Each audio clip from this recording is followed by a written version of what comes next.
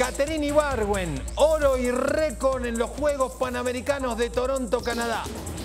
Con el oro de Catherine, Colombia llegó a 25 medallas de oro y logra el mejor panamericano de la historia.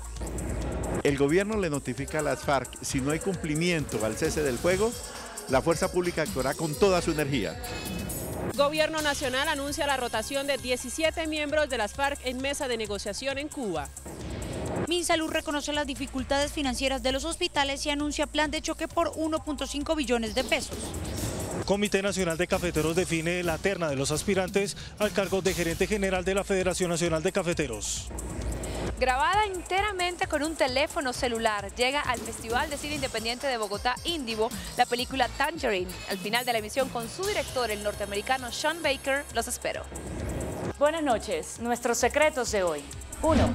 Opinión de un miembro de la Junta del Banco de la República sobre la devaluación. 2. El país sí sufrió enfermedad holandesa. 3. Las consecuencias de la acelerada devaluación actual. Y tengo ñapa, el impacto de Venezuela y Ecuador sobre la industria, ganadería y agricultura aún se sufre. Y segunda ñapa, otro impacto que puede venir. El acuerdo atómico con Irán.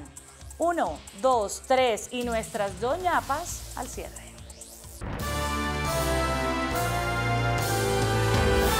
La plenaria del Senado continúa a esta hora realizando un debate de control político sobre el proceso de paz convocado por varias bancadas, oficialistas y de la oposición. El gobierno notificó a las FARC que el cese del fuego, que comenzó hace menos de 24 horas, no paralizará la fuerza pública y perseguirá a quienes cometan delitos contra la sociedad. En el Congreso de la República se encuentra Carlos Ruiz. Carlos, buenas noches y adelante.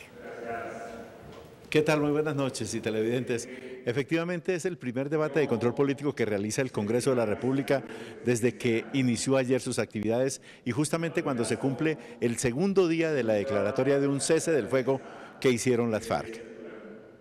El gobierno notifica a las FARC, la fuerza pública perseguirá a quienes violen la ley. Toda acción de las FARC que siga significando comisión de delitos, llámese extorsión o minería criminal o cualquier otro, será enfrentada por la fuerza pública, sea quien sea su autor y sea cual fuere el estado de la tregua unilateral que esa organización ha decretado. El ministro de Defensa, que fue también negociador en La Habana, se declaró muy triste porque el uribismo vive diciendo que el gobierno le está entregando el país a las FARC. Y lo único que queremos entregar es una Colombia en paz a nuestros hijos. Sin ingenuidad, de buena fe, con decisión, con franqueza, corriendo todos los riesgos que requieren las grandes decisiones que cambian a las naciones. A su turno, Humberto de la Calle dice que la negociación va por buen rumbo, pero nadie puede todavía asegurar su éxito. Es una oportunidad para concluir un largo conflicto, es también una oportunidad para remover los obstáculos del cambio y para que Colombia mantenga y renueve el propósito de cambio hacia la búsqueda de una sociedad más justa a través del derecho fundamental de todos los colombianos. Para el comisionado de paz, Sergio Jaramillo, la inclusión de las FARC en la vida social y política es el objetivo de la negociación. Esa es una realidad.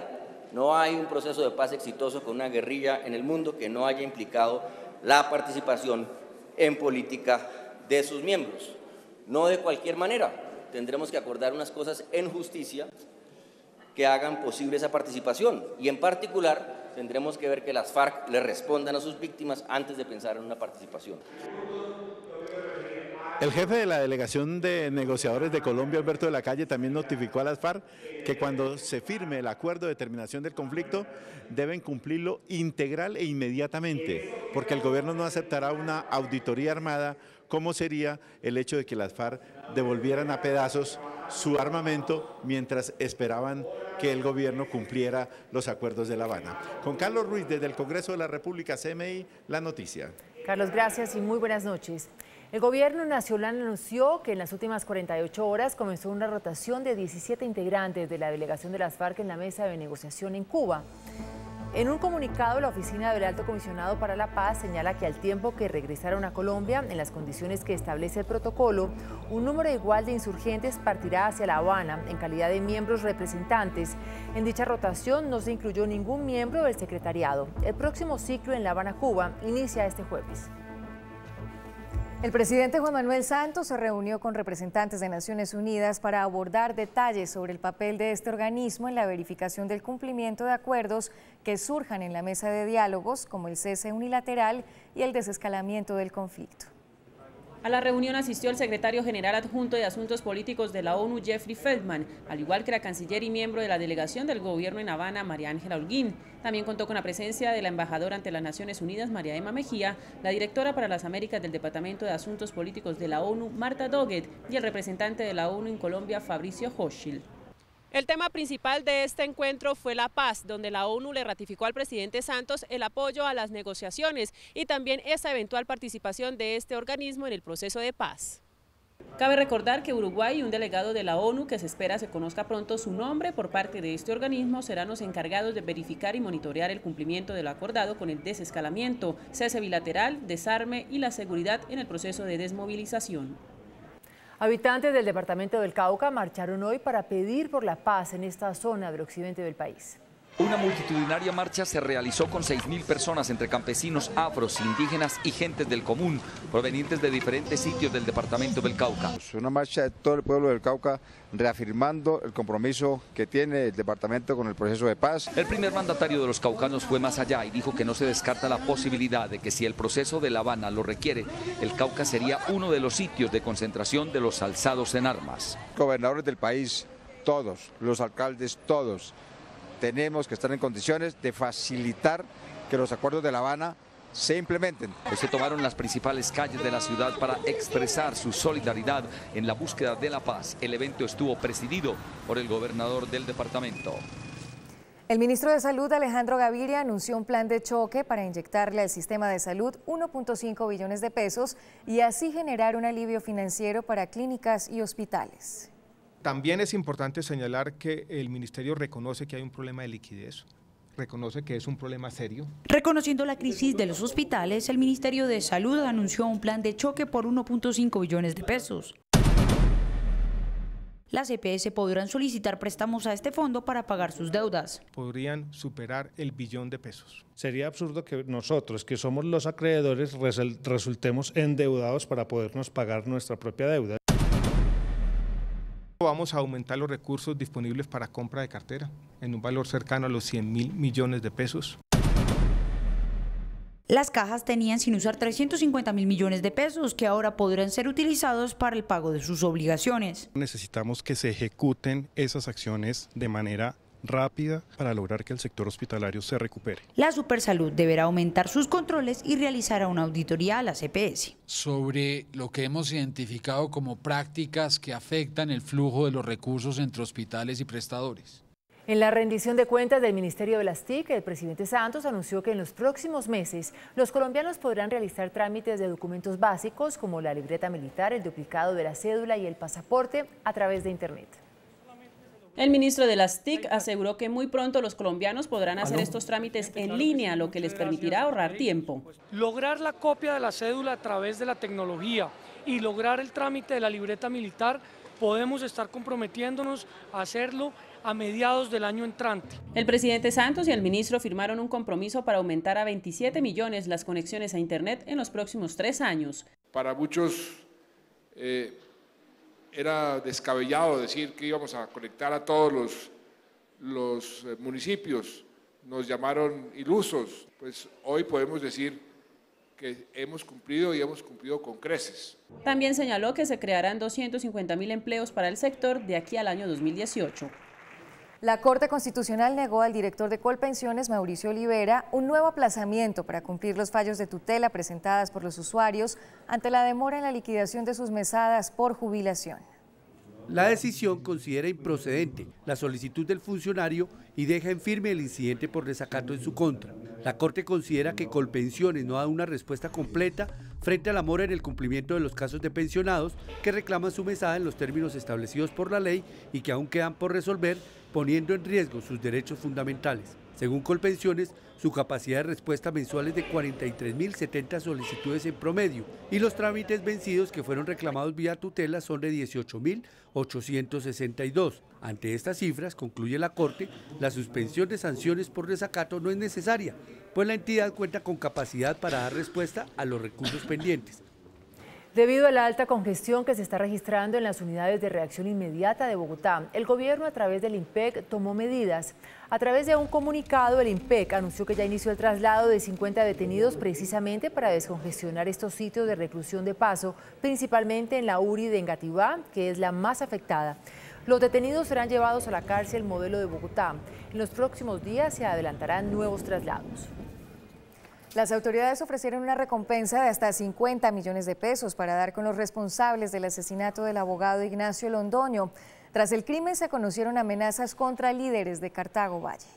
Luego del asesinato del abogado y candidato a la alcaldía de Cartago, José Ignacio Londoño Zavala, víctima de sicarios en las calles de esa localidad, se presentaron una serie de amenazas contra varios dirigentes políticos de ese municipio, asimismo al secretario de Gobierno, Álvaro Felipe Rengifo, y el presidente del Consejo, Luis Enrique Zapata, quienes recibieron mensajes de texto donde les daban 3 días para abandonar la localidad. Esta situación alertó a las autoridades que investiguen el crimen del candidato y las nuevas amenazas. Pidiéndole precisamente a los funcionarios públicos o a estas personas, a los concejales y cualquier ciudadano de Cartago que se sienta amenazado, especialmente por este hecho que sucedió, que por favor se acerque para nosotros poder tomar todas las medidas pertinentes.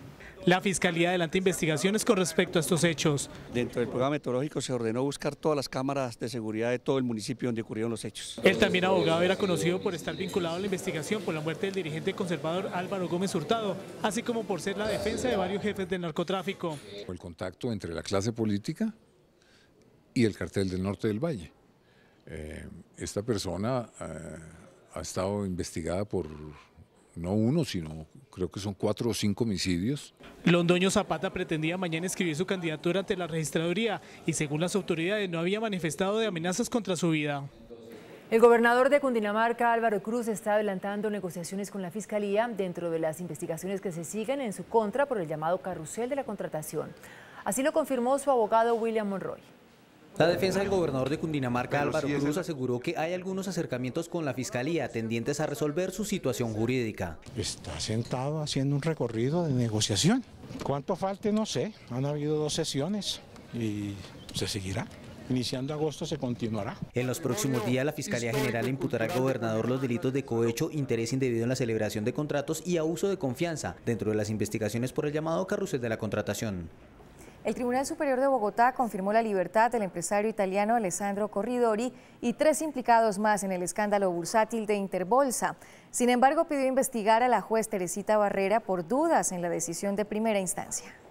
Una tutela buscaba revocar la decisión de la juez Teresita Barrera, quien otorgó la libertad a Alessandro Corridori y otros 3 implicados en el caso Interbolsa. El Tribunal de Bogotá confirmó dicha libertad, pero cuestionó a la juez en su decisión. En efecto, esa decisión tenía vicios importantes. Para el tribunal se podía otorgar la libertad con base en la ley 1760. El tribunal hace un análisis garantista y señala, aunque en efecto la decisión vulnera las garantías de las víctimas y tienen razón en los argumentos expuestos, es necesario aplicar la ley 1760 y por eso es que la libertad queda en firme en esos términos. En el fallo también se pide investigar a la juez Teresita Barrera. En efecto, la decisión que adopta la juez es una decisión que tiene irregularidades, además del tema de no habernos convocado a la audiencia. Allí se hace un llamado de atención a la juez. Este fallo podrá ser impugnado por las partes. Una auditoría de la Contraloría General al Ejército Nacional puso en evidencia un hallazgo fiscal por el colapso del puente de la calle 103 con carrera 11 en el norte de Bogotá. Según el ente de control, se habría presentado un detrimento al patrimonio público por 3.375 millones de pesos. Dicho valor corresponde al valor del contrato cancelado a la empresa constructora del puente caído en el Cantón Norte, sumado a las interventorías de las obras. En la auditoría se cuestiona el hecho de cancelar la totalidad de la obra sin que haya entrado en servicio. Por decreto, la Alcaldía de Bogotá tomó la decisión de limitar a un máximo de 6 pisos las nuevas edificaciones que se construyan en el barrio Cedritos, en el norte de la capital. Camacol Bogotá rechazó la medida y dijo que se trata de otra improvisación que genera más incertidumbre. Según Camacol Bogotá, el decreto de la alcaldía que limita la altura de los nuevos edificios en el sector de Cedritos se trata de una solución tardía, improvisada y que no fue consultada con los ciudadanos. Seguimos en un tema de una inseguridad jurídica total. Esta es una medida sin anunciar, llega de la noche a la mañana. Los propietarios de los ciudadanos, ¿qué van a hacer? Para el gremio, poco a poco se está modificando el plan de ordenamiento territorial del año 2000. Reglamentar la ciudad por pedacitos, como una especie de curitas para remediar ciertos problemas por sectores, no le da claridad a nadie. La alcaldía indicó que esto se debe al colapso que podría tener la red de servicios públicos, alcantarillado y vías en Cedritos, en el sector comprendido entre la calle 138 y la calle 148 y las carreras séptima y 15. Lo que hace el decreto 266 es limitar la altura a 6 pisos. La alcaldía especificó que 25 proyectos que ya están en curso no tendrán modificaciones. Una pequeña zona queda exenta de la obligación. Un fallo del Consejo de Estado obliga al Banco de la República a responder a varias instituciones financieras con más de 1.000 millones de pesos por la caída del sistema UPAC. El Consejo de Estado negó una demanda presentada por el emisor que pedía anular un laudo arbitral que beneficia a varias aseguradoras en el caso del UPAC. Según el laudo, las decisiones que tomó el Banco de la República lo obligan a asumir su responsabilidad. Por lo tanto, las aseguradoras con las que adquirió pólizas para cubrirse contra las demandas de varias entidades bancarias no están obligadas a reconocer esas pérdidas.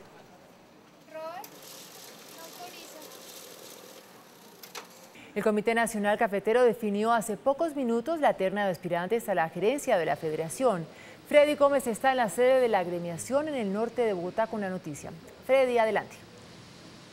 Así es, muy buenas noches. Pues después de 5 horas el Comité Nacional de Cafeteros tomó la decisión y ya definió lo que será la terna de los aspirantes a la gerencia general de la Federación Nacional de Cafeteros. Pues se trata de Luis Guillermo Vélez, ex superintendente de sociedades, que hasta hace poco desempeñó ese cargo y que precisamente había aspirado a este cargo en la gerencia de Fedecafé.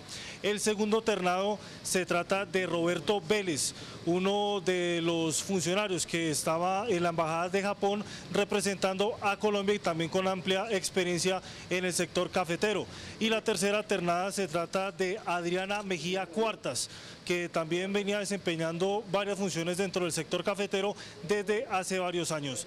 De esta manera, estos son los 3 personajes, los 3 ternados que definió el Comité Nacional de Cafeteros para que aspiren a la gerencia general de la Federación Nacional de Cafeteros en una sesión que tuvo una deliberación por parte de varios comités departamentales en los que expusieron los diferentes argumentos para que pudieran postular a uno de sus preferidos. También tuvo la presencia del Gobierno Nacional a través del Ministerio de Hacienda, el Ministerio de Agricultura, Planeación Nacional y el Ministerio de Comercio, que también dieron su posición y las políticas que tendrá que ahora encarrilar el nuevo gerente que será definido el próximo 12 de agosto cuando se convoque el Congreso Extraordinario de Fedecafé. Ahora estos 3 ternados tendrán que a partir de la fecha mostrar sus diferentes propuestas, por qué son los mejores aspirantes a quedarse con el cargo en la federación y finalmente lograr lo que muchos caficultores han venido pidiendo y es hacer verdaderas políticas en la Federación Nacional de Cafeteros. Esta es pues la decisión que se toma por parte del Comité Nacional de Cafeteros desde el norte de Bogotá. Freddy Gómez, CMI, La Noticia. Freddy, pues definida pues la terna para la gerencia de la Federación de Cafeteros. Muy buenas noches y gracias.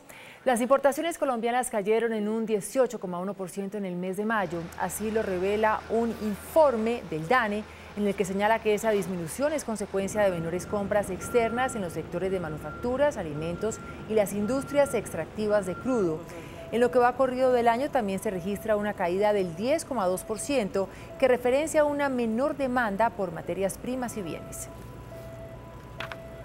La ministra de Comercio, Cecilia Álvarez, aseguró hoy que espera que la decisión de la Procuraduría de abrir indagación preliminar por la vía a la prosperidad en el Magdalena no sea una persecución política.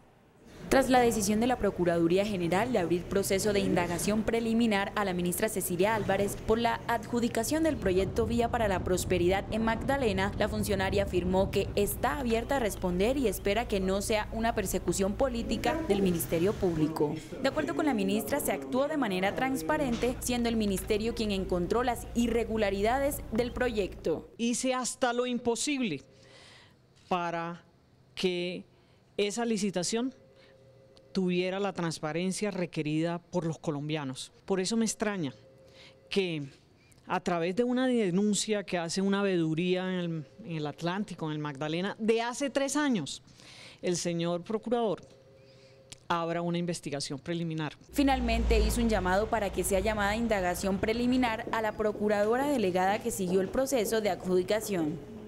Los retrasos de la construcción de la doble calzada Buga-Buenaventura, que ya suman más de 7 años, terminarán a finales del próximo año, así lo aseguró el vicepresidente de la República, Germán Vargas Lleras, quien calificó los cierres viales de este corredor para el transporte de carga fundamentales para su culminación.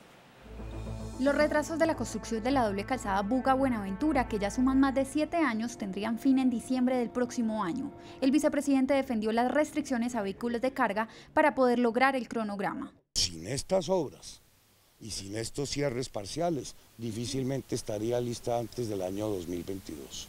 Media Canoa Altos de Zaragoza es el tramo faltante y el de más alta complejidad por la condición geológica. Para abrir esta carretera se requiere la detonación de 17 kilómetros de roca.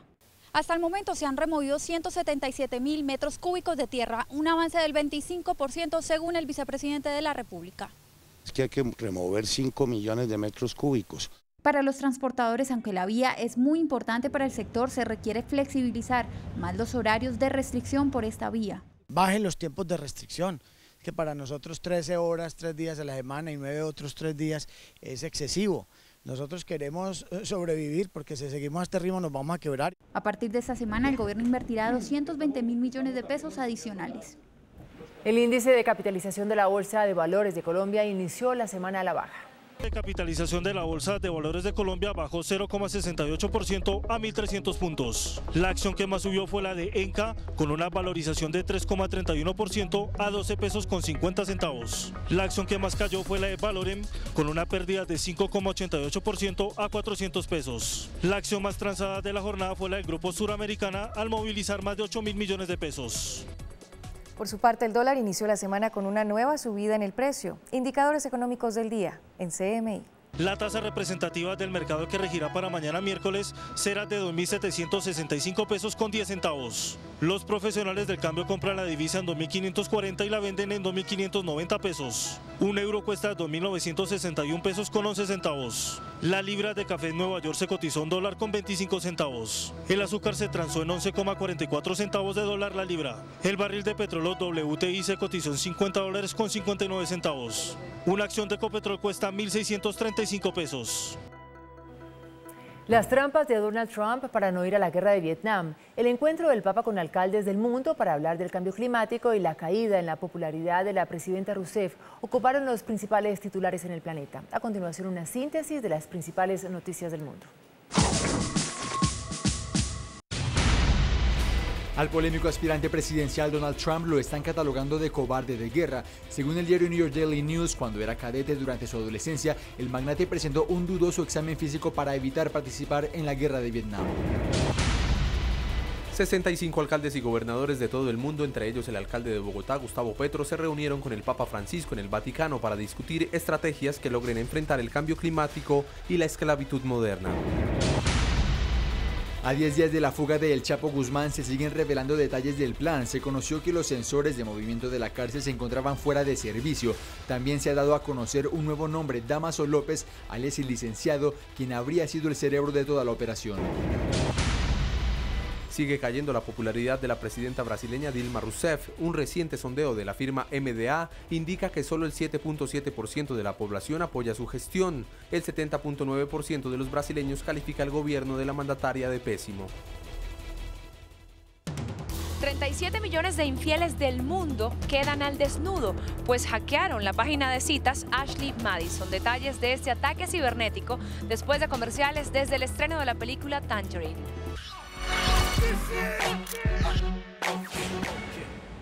Hola, muy buenas noches. Hoy los saludo desde el Centro Comercial Avenida Chile, en donde en el marco del Festival de Cine Independiente de Bogotá, Indivo, se presenta la película Tangerine, del director norteamericano Sean Baker. Una cinta que además de una historia muy atractiva, tiene un gran valor, y es que fue grabada enteramente con 3 teléfonos celulares.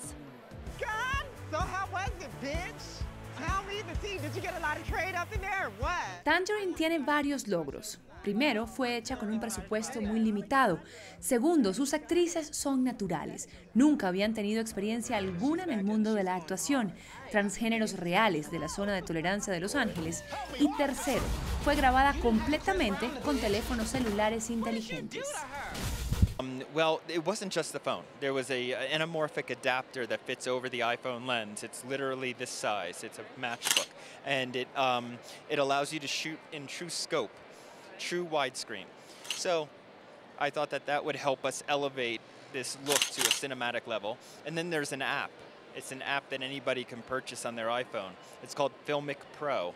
Luego de ser aplaudida en el Festival de Sundance este año, Bogotá es la ciudad elegida para su estreno en Latinoamérica, y la historia no es menos atractiva que sus características de producción. 2 transgéneros que van en busca de descubrir la infidelidad del novio de una de ellas, retratando parte de la vida del Red District de Los Ángeles, el lugar donde la prostitución y las drogas se alejan del glamour de Hollywood.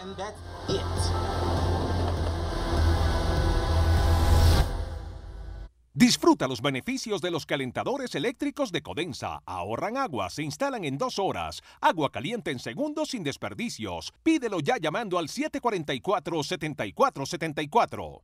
El sitio de internet Ashley Madison, que es una plataforma para conectar a personas que quieren tener relaciones extramatrimoniales, ha sido hackeado y los piratas cibernéticos amenazan con revelar la información. Los hackers tienen en vilo a los más de 37 millones de usuarios alrededor del mundo del portal Ashley Madison, dedicado a la búsqueda de relaciones extramaritales y cuyo eslogan reza: "La vida es corta, tenga un amante". Las bases de datos fueron infiltradas por un grupo de piratas informáticos que se hacen llamar The Impact Team, quienes lanzaron una amenaza acompañada de la divulgación de algunos perfiles de usuarios, constatando así el duro golpe a los servidores del portal. Infidelidades, fantasías sexuales, información financiera, direcciones e identidades de todos los afiliados serán reveladas si no se inactiva definitivamente la página. El chantaje pretende denunciar la supuesta publicidad engañosa de la compañía, que cobra $19 por suprimir todos los datos personales, algo que aparentemente no sucede. Y es que hombres y mujeres pueden acceder a esta página web, propiedad de la firma Avid Life Media, ingresar unos datos básicos de preferencias y fisionomía, y así comenzar su búsqueda de citas adúlteras, hasta hoy anónimas. Por el momento, la firma dueña de Ashley Madison asegura que se han cerrado los puntos de acceso no autorizados y que los datos inicialmente divulgados ya no están visibles al público. En estos momentos se realiza el Miami Swim Week.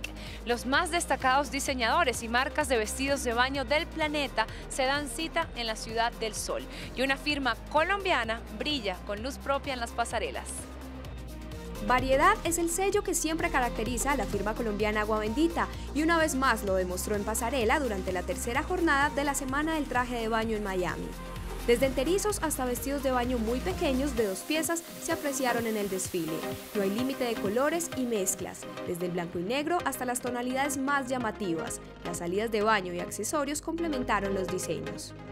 Love Adventure es el nombre que define esta colección, un recorrido por el mundo a través de los estampados, la geometría, los boleros y bordados manuales realizados gracias a la mano de obra de 700 artesanas colombianas.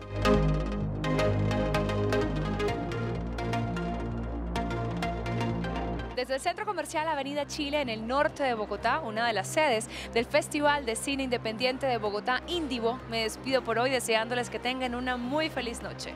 Nos vemos mañana. Chao. Después de la pausa, nuestros secretos de hoy. 1. Opinión de un miembro de la Junta del Banco de la República sobre la devaluación. 2. El país sí sufrió enfermedad holandesa. 3. Las consecuencias de la acelerada devaluación actual. Y tengo ñapa, el impacto de Venezuela y Ecuador sobre la industria, ganadería y agricultura aún se sufre. Y segunda ñapa, otro impacto que puede venir, el acuerdo atómico con Irán. 1, 2, 3 y nuestras 2 ñapas después de comerciales. Nuestros secretos de hoy. 1. ¿Qué piensan los miembros de la Junta Directiva del Banco de la República sobre el actual ritmo de devaluación de nuestra moneda? El exministro Carlos Gustavo Cano, codirector del banco, opina que el sistema de flotación cambiaria, o sea, el libre movimiento de la tasa de cambio, ha probado ser, desde su adopción en septiembre de 1999, el mejor amortiguador de los choques externos de la economía. Cano recuerda que el más fuerte fue el choque proveniente de la caída de los precios del petróleo y precisa que ese producto llegó a representar el 56% de las exportaciones colombianas.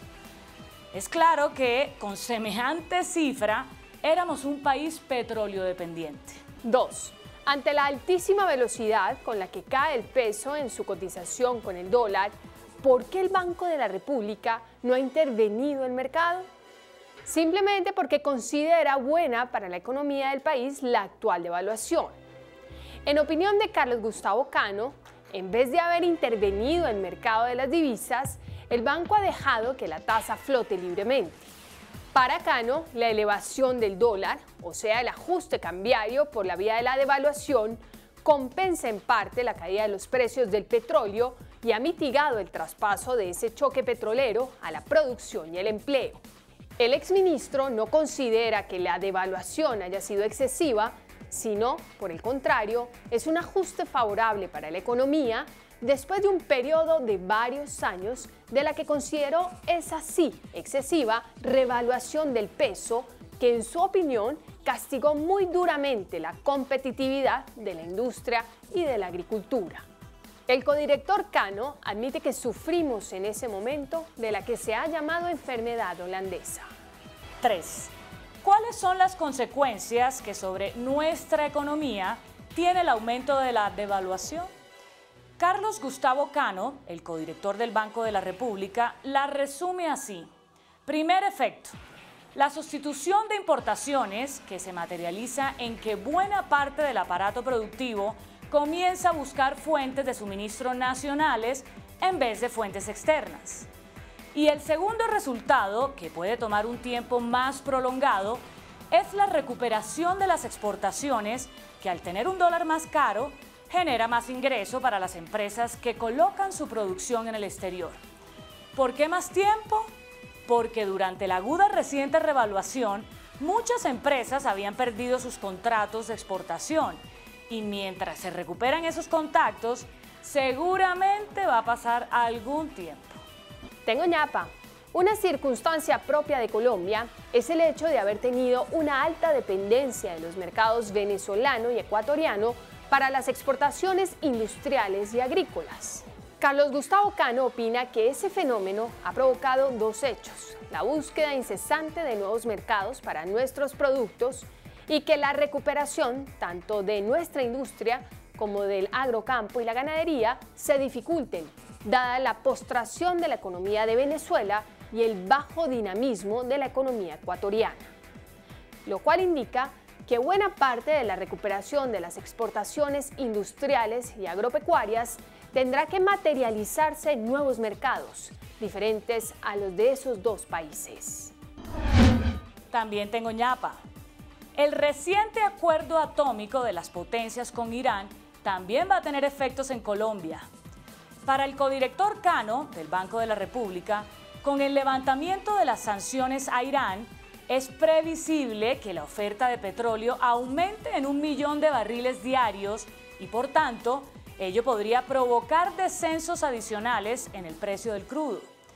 En ese caso, estaríamos presenciando un factor que podría fortalecer aún más el dólar, o sea, una mayor devaluación. Ante la pregunta final sobre si el dólar alcanzará este año la barrera de los 3.000 pesos, Carlos Gustavo Cano respondió: le estoy hablando como miembro de la Junta del Banco de la República, no como integrante de un aquelarre de brujos y adivinos. Hasta mañana. Que descansen.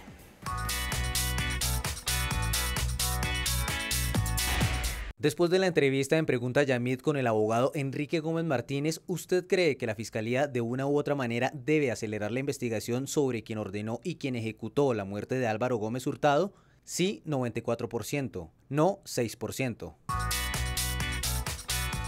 Hasta aquí las noticias. Nos vemos mañana como siempre en CMI La Noticia. No se muevan, ya viene hashtag.